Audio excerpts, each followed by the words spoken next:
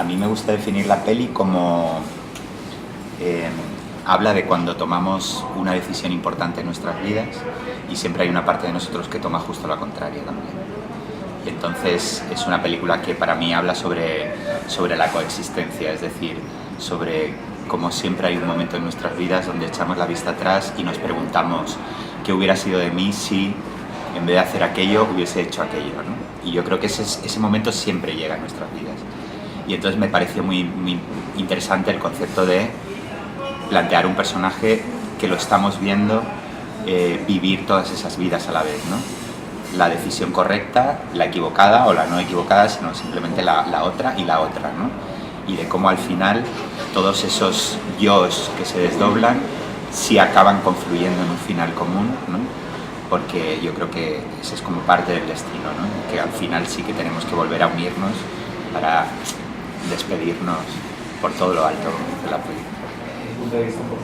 Yo la definiría como un viaje emocional. Nuestra propuesta es esa, es provocar eso en el espectador, o sea, un viaje de emociones y de sensaciones. Entonces, bueno, es una película puzzle que uno tiene que completar. Es una película en la cual las cosas suceden y no suceden al mismo tiempo. Tiene esa dualidad contradictoria, la cual puede ser todo producto de la imaginación o no, puede ser real. Es un viaje que hay que atreverse a hacer. La película es un viaje personal de este hombre, pero la definiría como este hombre, hablo de Ramón Salazar en realidad, que hace con Andrés Gertrudis, pero la definiría como una película muy valiente, que es lo que hace siempre Ramón, películas muy valientes. Hace exactamente lo que quiere hacer, siempre, y por eso siempre voy con él. El hijo, porque no tiene nombre, es alguien gris que se ha negado a vivir su vida, su realidad, y saldrá en un viaje a conocerse y a encontrarse. Mi personaje es una mujer que tiene un optimismo fuera de lo común para tapar un agujero que tiene muy gordo, muy grande. Engañarles a todos. No, bueno, yo creo que al contrario de a las productoras que cuando cuentas un proyecto como este, todos huyen, ¿no? O te invitan a salir de la productora y te dicen, nada, pues vuelve cuando la película esté terminada. Yo creo que a los actores, cuando les propones un proyecto así, pues todo lo contrario, ¿no? O sea, les interesa esa cosa de la experimentación y de empezar a hacer las cosas simplemente de otra manera a como a lo mejor estamos acostumbrados a hacerlas, ¿no? Y yo creo que para los actores sobre todo había un aliciente muy interesante, que era el trabajar con biografías en vez de con guión, donde íbamos a plantear, en vez de un plan de rodaje cerrado, donde tenemos que rodar en Berlín en 7 días, el planteamiento era: nos vamos a ir a Berlín un mes y vamos a ver, llevamos esto para rodar, pero también lo que allí surja, ¿no? Como yo he escrito secuencias estando en las ciudades, hemos improvisado, los actores han llevado el vestuario de los personajes, nunca el de ellos, el maquillaje y la peluquería se lo hacían ellos, si llevaban. Entonces yo creo que ha sido todo un proceso interesante de cara a lo creativo, porque por ejemplo Andrés ha estado 4 años desarrollando su personaje, porque ahí pues Nayua a lo mejor sí se vino un mes a rodar a Berlín y terminó, pero Andrés ha estado 4 años metido en el proyecto, viendo cómo su personaje evolucionaba y dejándose llevar por lo que a mí se me iba ocurriendo. Entonces yo creo que se han metido porque son unos locos como yo, y yo creo que nos interesa hacer este tipo de cosas simplemente para sentirnos vivos, ¿no? Es una historia que ha estado viva constantemente a la hora de crear. De hecho, prácticamente, por ejemplo, Berlín, todo lo que está montado es lo que se improvisó allí a lo que llevábamos preparado, por ejemplo, ¿no? A las secuencias que estaban más desarrolladas o más escritas, menos el monólogo de Nayua, todo lo demás. Por ejemplo, la secuencia inicial de 10 minutos, la cena, es una improvisación de 5 horas. entera, ¿no? Y que en el guión era media página donde ponía la familia cena y se definen los caracteres de cada uno. Y eso decía la escena. Pues con mucho trabajo, o sea, con mucho trabajo y también, a ver, un actor, un personaje, no es solo cómo uno mira o cómo uno habla o cómo uno se mueve, sino sobre todo es cómo le miran los demás, cómo se refieren a él los demás. Y va a ser una película como esta en la cual hay tan poco diálogo y ya te digo, son todo sensaciones, emociones. Nosotros lo que trabajamos en todo momento era que tendría que ser un personaje que se basara en la emoción y trabajamos la emoción y a partir de ahí lo que sucediera, a ver si éramos capaces de transmitir eso al espectador. No va a ser un personaje explicativo, no va a ser alguien de quien tengamos mucha información, va a ser una película con una narrativa muy especial que luego cada espectador va a tener que recomponer y entonces bueno, pues lanzarse a la piscina y a ver qué pasa, a ver qué sucede. Y es curioso porque hay muchas interpretaciones, de hecho hay múltiples interpretaciones de la película sobre si es real, imaginario, si es soñado, si es inventado, que hay partes reales y partes que no, y todas son válidas. La mía va cambiando, ya te lo digo. Si te puedo decir esta, igual dentro de unos meses y vuelvo a ver la película, creo que es otra. Pero a día de hoy yo creo que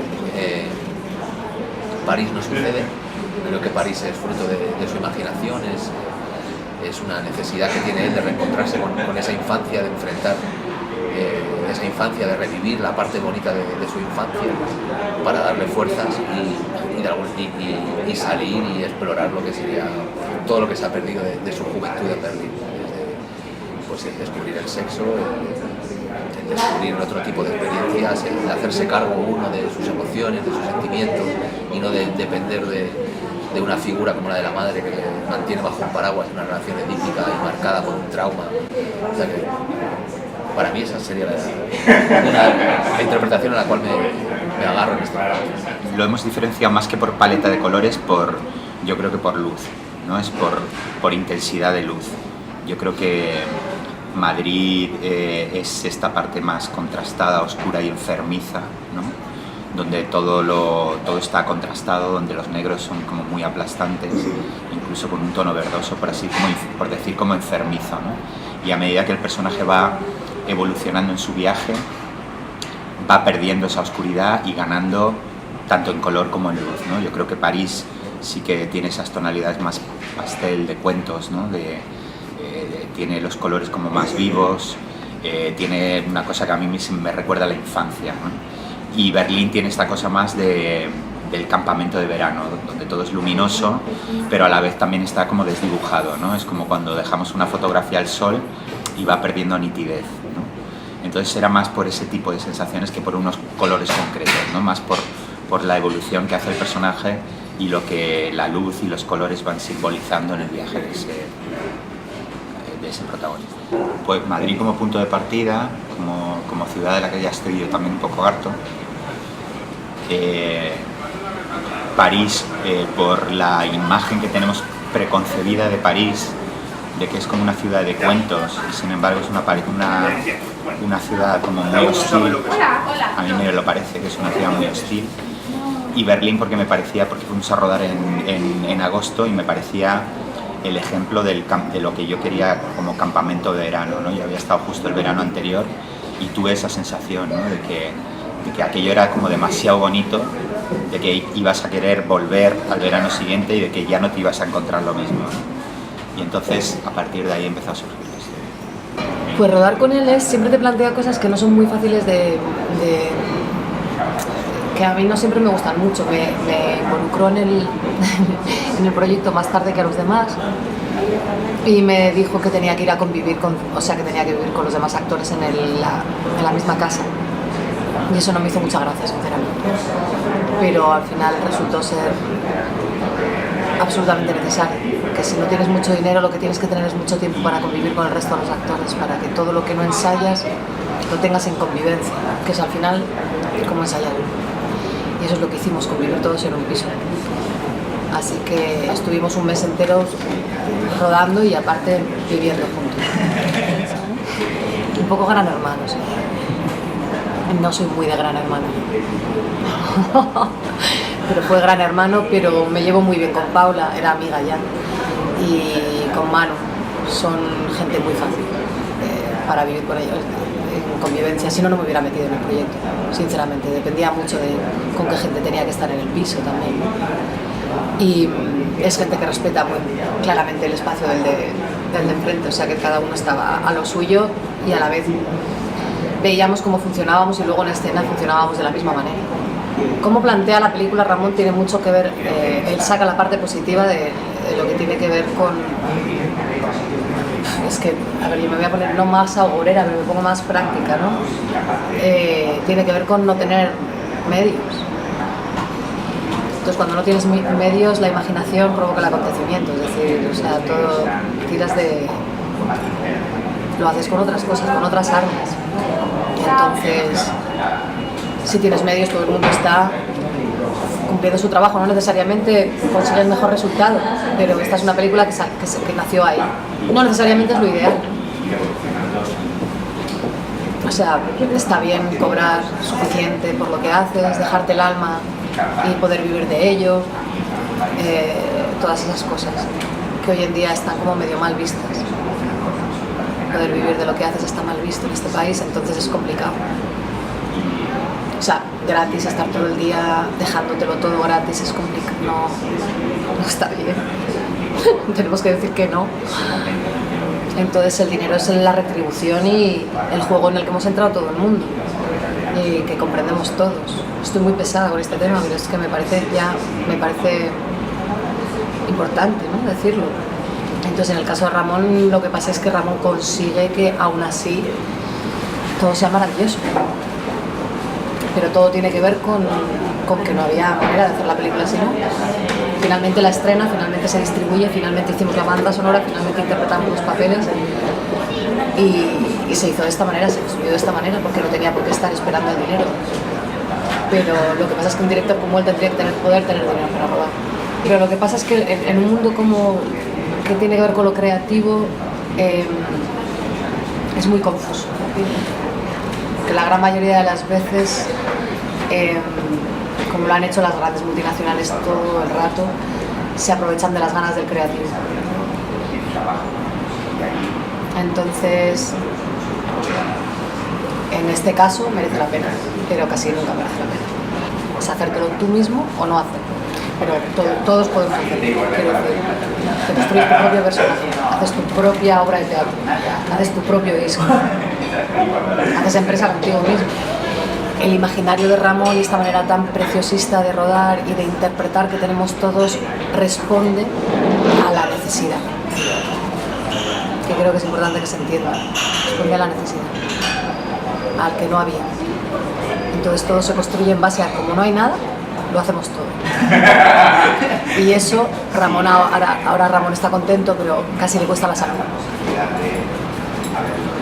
Le ha costado mucho trabajo llegar hasta aquí. Entonces él no se va a quejar, pero me quejo por él, porque soy su amiga.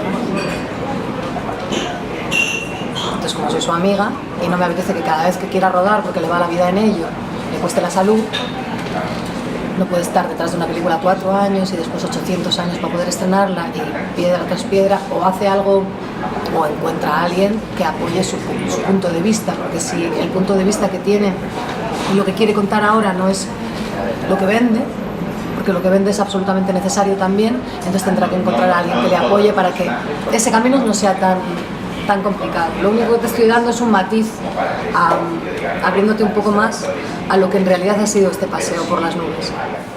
Hombre, claro, a la hora de no tener un apoyo económico y tener que producirlo nosotros, obviamente los tiempos se estiran muchísimo. Es decir, lo que antes tardábamos un año en hacer una película, ahora hemos tardado 4, ¿no? Y sobre todo también porque la película ha ido evolucionando, ha ido cambiando y nos lo hemos permitido. Es decir, en vez de verlo como una cosa en contra, la hemos puesto a nuestro favor y hemos dejado que vamos a dejar que la película evolucione.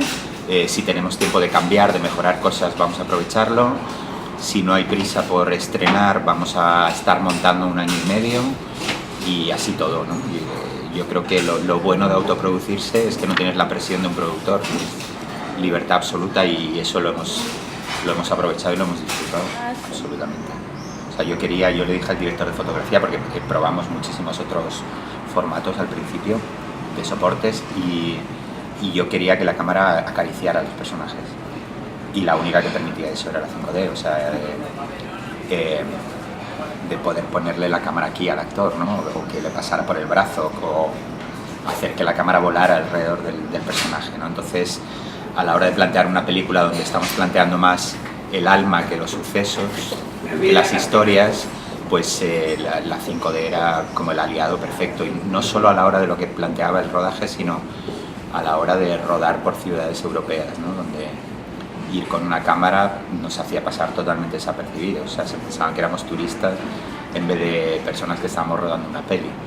Entonces eso era una cosa a favor totalmente, porque rodar en París, si intuyen que estás rodando una película, pues se te dispara el presupuesto, o tienes que pedir unos permisos o lo que sea, y el hecho de ir con una cámara así pasaba más por estar haciendo un reportaje de moda que por una película, y eso jugaba a nuestro favor todo el rato. Comencé yo. Eso fue, empecé por Cinematic Orchestra porque era la canción que yo escuchaba. Entonces me imaginaba todo el rato como que esta mujer imaginaba un sitio donde era casa, donde era hogar, porque lo había perdido, ya no tenía casa. Entonces ya sabía que iba a ser permanentemente una homeless. Entonces sentía ese desasosiego en el corazón ella, ¿no? Vivir con eso tiene que ser horrible, ¿no? Entonces esta canción, le dije, esta canción me recuerda un poco a lo que quieres contar. Es más melosa. Luego se la intenté quitar de la película. Primero se la vendí yo. Y luego cuando la compró, le dije, no, por Dios, no, es demasiado corny, es demasiado... refleja demasiado lo que queremos mostrar, va demasiado al punto. Y me dijo, no, ya está. Y de hecho cogió esa canción y ahí empezó la banda sonora con esa canción. There is a house built out of stone, wooden floors, walls and window sills, tables and chairs warmed by all of the dust. This is a place where I don't feel